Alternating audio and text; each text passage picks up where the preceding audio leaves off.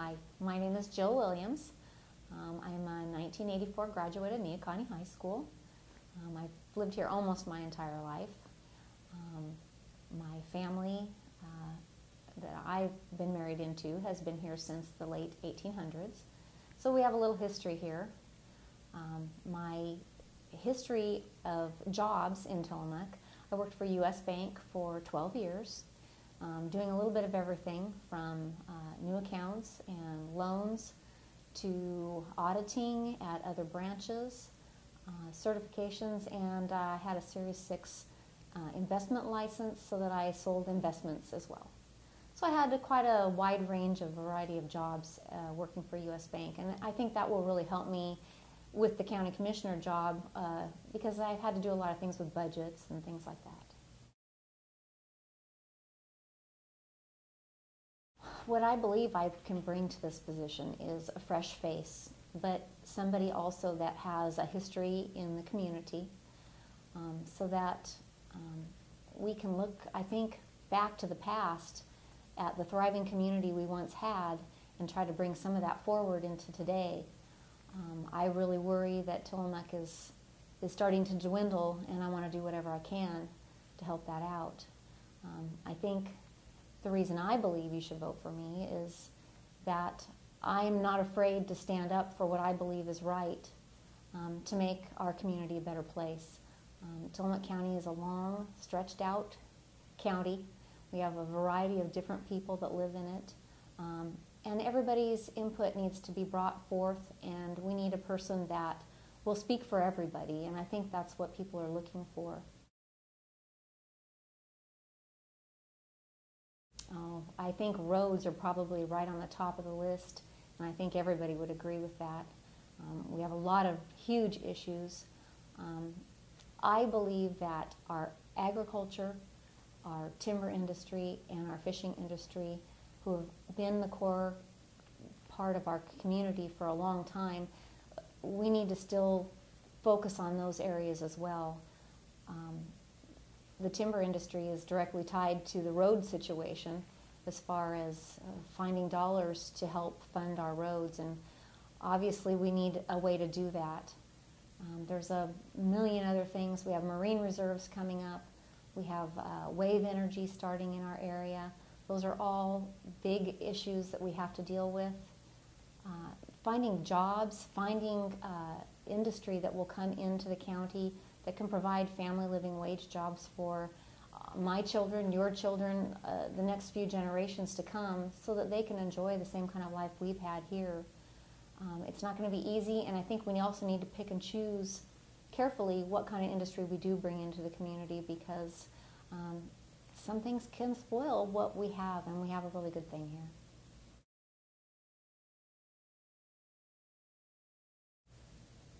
I'm not doing this for, what do I want to say, a political footstep to something else.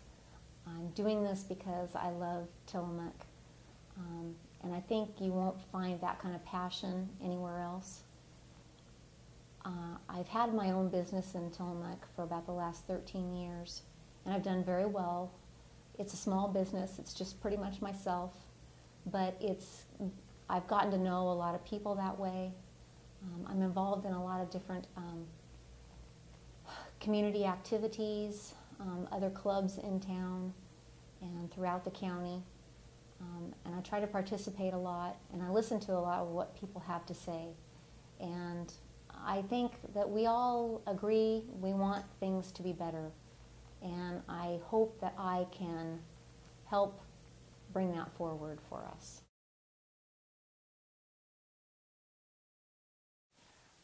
I kind of have mixed emotions about the library levy, only because several years back, when the library was in the old building, we had a levy put before us then, and there was kind of a determination of if we didn't pass it, we weren't going to have a library at all.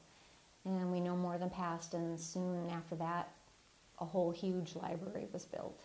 And I know that's been a kind of source of contention amongst a lot of the residents in the community, because they felt like they were kind of a little double standard going on. I kind of felt that way myself. I love the library, and I do utilize the library. I think a lot of people think maybe the library we have is a little larger and a little more upper class than maybe something that we needed at this time. I can't tell you how to vote on a library levy any more than I could tell you how to vote on the road levy. You have to look into yourself and decide what is important to you and if you're willing to pay the extra money for it. If we don't have it, I'm not sure where the money would come from. It's a tough thing, and right now, with budgets being so far in the red, it's really hard for people to dig into their own pockets to pay for something when they feel like maybe some things aren't necessary. I know that funding the roads is a really tough issue. We did not pass the recent levy to do that. I think we need to go back to where we were originally getting some of those funds, and that was from the federal timber payments, and also from, I know the Secure Rural Schools Act is up, and they're looking to bring that back again too, but it's kind of a temporary fix in my mind. If we got some more of the state lands, maybe opened up a little bit more. I'm not talking about clear cutting everything out. I think that we had originally a plan for a sustained yield program to keep us flush and to keep us going for generations to come. And somehow we've gotten way away from that. And those payments have dropped so bad that we're not the only county that is suffering for it. And when the counties suffer, the state suffers as well. If we can make the counties more independent, then the state doesn't have to step in and help. And I know the state can't afford that as well. So I think we really need to look back into those federal timber payments, maybe try to work on getting the feds to open up some of those woods to a little bit more logging. Not a huge amount, but back to the sustainable yield program that we once had. And that will also give us healthier forests. Swiss needlecast is a huge issue, especially in Tillamook County, and that's potential for fire. And we all know about the fires of 33 and 39 and 45, and they were devastating. And we would lose all that wood anyway if we let things progress that far. If we could go in and clean things up and take care of things and bring in revenue as well at the same time, I believe that would really help us out a lot, and that's something we really should look into a lot more.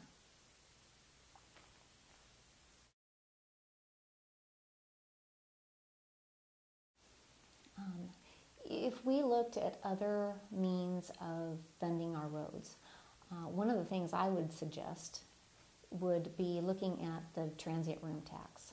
Now, I know in the past year there were 3 different bills brought before the legislature to change the transient room tax with the 30-70 split so that a little more was coming back to the counties instead.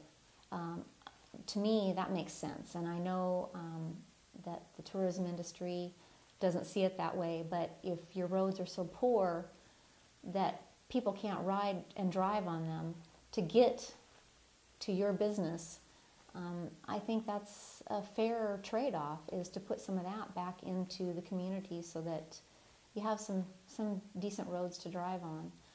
So far, it hasn't worked out so far, but I know we need to really continue pushing that issue maybe, and that might help a little bit. As far as the poor county cutting back on their roads funding, their spending, they're already at such a minimum right now. I don't know how they could cut back anymore. There's been a few people that have suggested that we just go to outside sources and could do away with our county road department, and I don't think that's an answer. We have a lot of times when we have emergency situations, we're cut off from everybody, and you're not going to want to wait for somebody to open up a road just to get another crew in here to start working on something. That wouldn't be very cost effective, and it would be detrimental to the community as well. So we need to keep that up, and I know they're doing really the best they can.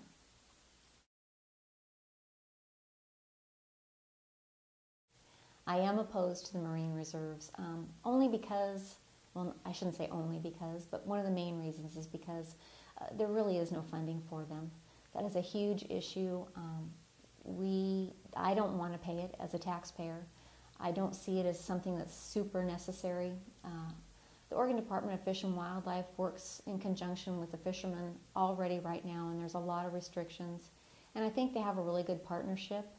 The marine reserves are just going to add more to the responsibility of the fishermen that are out there trying to make a living. They have a small area. It's going to be smaller. We don't have the money. I don't want to pay for it out of my pocket, and I don't think a lot of taxpayers do. It's been said that lottery money will be made to pay for it. But I just recently got something from a representative down south that talked about the $201 billion state budget shortfalls. And part of that was revenue from the lottery dollars that is shrinking. So if we can't pay for what we have, how are we going to pay for new projects that don't produce their own revenue?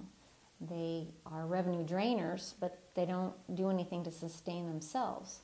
So that's one of the big reasons I'm against marine reserves, as well as what it imposes on the fishermen out there without a specific scientific reason other than just general scientific practices. Wind and wave energy especially, I'm sure it's going to be coming. And I have mixed emotions, and I'm learning more and more about that every day. It will also add more restrictions to the fishermen. So when you combine that with marine reserves, it really starts dwindling their area. So I think we really need to look really carefully at it and make sure it's the right thing. If it will bring jobs, that's a great thing. But we really need to look at the value as to the cost to the community before we really make a big decision about it.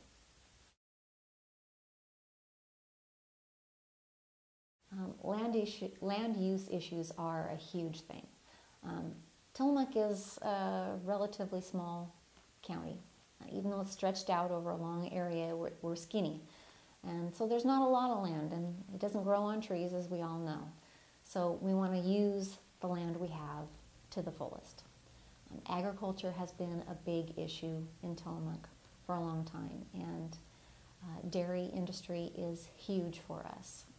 The Tillamook County Creamery is a big part of that, and we really need to protect the land we have. It's very hard to do when we have issues like new highways coming in or new roads, and they want to take some farmland to do that. And I see that to a certain extent, but I think we really need to be careful that we don't take away too much. We can't grow it on trees, so we need to be careful. As far as logging, I think we need to keep on track with that, and I think I've said that before. It's important to the community to bring revenue in for the things we need. And we all know how revenue is shrinking. The costs of things are rising.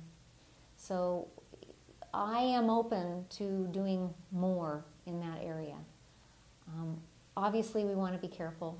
We want to protect the streams and the habitat for the fish. But if you look back at history, during the times when logging practices were probably at their worst, we had burns, and we always have rain, so we know that a lot of that goes into the rivers. Historically, in those days, we still had huge runs of salmon, way more so than we do now. So to me, I'm having a hard time finding a correlation with logging as much with salmon runs. I think there might be some other issues there that we need to look at. Overfishing is a big one in the rivers. Logging will provide jobs. Obviously, we don't want our fish to go away, so we need to look at things that we can do to enhance their habitat as well. That also goes with agriculture, because most of our dairies are right along the streams of the rivers. So we need to work in conjunction with the dairy farmers to protect the streams as well from different things that are being taken from the farms and that may go into the rivers. We have a unique situation here. Tillamook has some of the best land in the state, and we've always utilized it, and I would hate to see us back off from protecting that from the things it's always been used for. We have a huge issue with our rivers. The mouths of the rivers and the bay are filled up with sludge and runoff from the floods, and we have a jetty. Things can't flush like it did naturally. And I know for a lot of people, dredging is a four-letter word, but it really could open up the channels better, provide more fish habitat. Right now, the channels are so small, so thin, so shallow that they have nowhere to go. And it's kind of like running the gauntlet when they come into the bay and then on into the rivers as well. So, you know, I think dredging is something that we need to look at. We've done it in the past and it worked well for us. And I don't see why there can't be some sort of a maintenance program to be done with that to clean things up a little bit.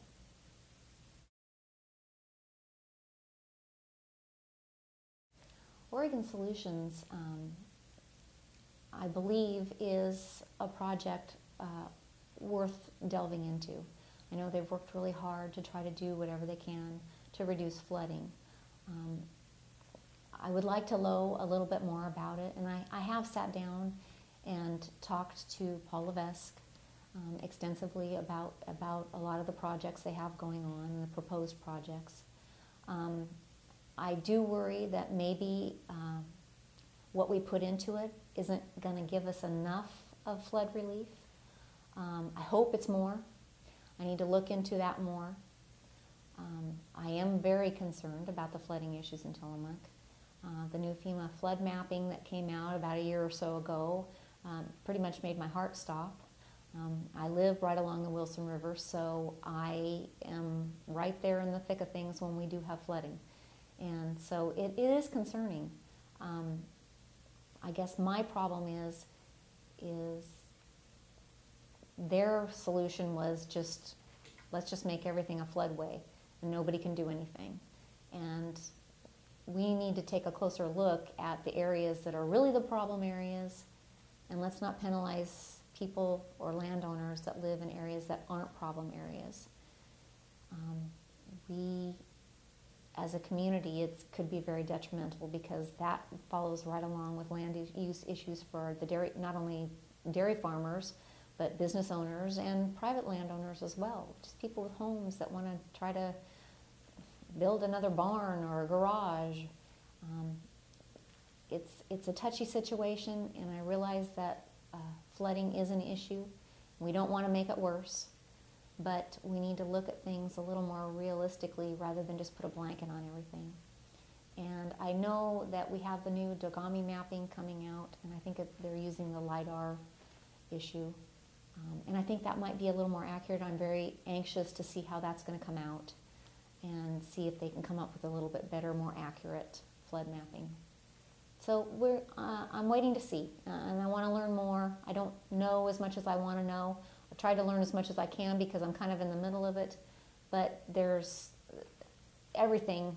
You can never learn too much, and there's always more information out there to gather, and that's kind of the phase I'm in right now, is trying to gather a lot more information about it.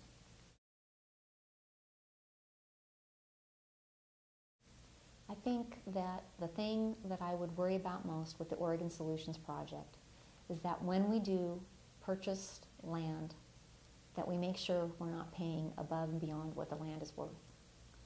And try not to purchase too much land that is viable farmland. We want to protect that, and I think I've said that before, but it is important. It's important to me, and I think it's important to a lot of people in the community.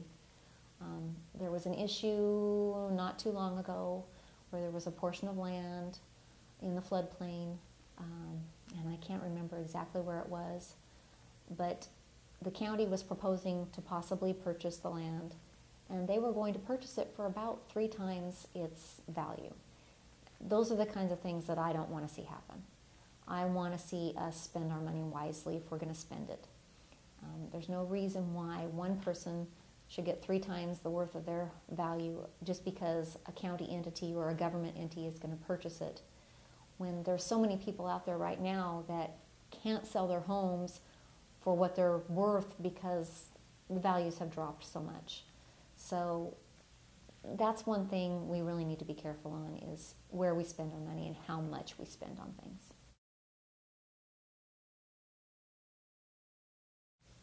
I think when it comes to the budget, I think everybody, city, county, state, we're all having a problem. And we know it's revenue problems, and I think a lot of it is spending problems in the past. When things were good and flush, we maybe didn't prepare enough to save a little aside for the rainy day, and today's the rainy day. We need to look at things really carefully. Everything we do, we need to weigh wants against needs. And there's a lot of things out there that we really want, but are they really necessary to get us through our days? That's the kind of things we really need to look at, and line item by line item by line item. And I know that sounds tedious, but that's what you do. People do it in their homes. If they can't make the rent, they turn off their cable. That's what we need to do. It's the same type of thing. You make the cuts where you absolutely have to. You get by without the extras, and you continue to do the things that you know you have to have. And that's the most important thing. And I know it's hard to let go of certain things sometimes because they were good programs once, but if they're dragging the rest of your budget down, sometimes you just need to take a look and make cuts. And I know it's hard because sometimes people's jobs will be lost.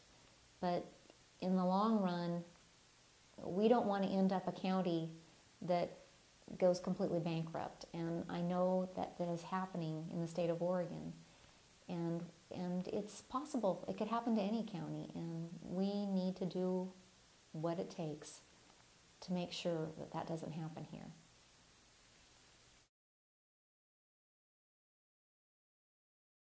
I think the last thing I'd like to say before I go is that when you look for somebody that will be a leader and somebody that can do something for you in your community, look for somebody that you believe in and that you can feel is honestly going to do what's in your best interest. That's open to all sides of an issue, that's not quick to make judgment, that really cares, wants to know what you're concerned about, and is willing to go the extra mile for you, and isn't afraid to butt heads with the powers that be if they really believe that it's what's in the best interest of the community. And I think that's a really important thing. I don't have a college education, but I've learned a lot in the different jobs I've had. Not that I've had a lot of different jobs, but I've done a lot of different things in those jobs. And it's given me a good education in how to look at budgets. And I think common sense is a huge issue as well. A little common sense goes a long ways. And I think that's what a lot of people would like. At least I hope that's what they'd like, because that's what I would like. I would like us to use a little more common sense when we do our daily dealings. And maybe that will get us somewhere in the long run.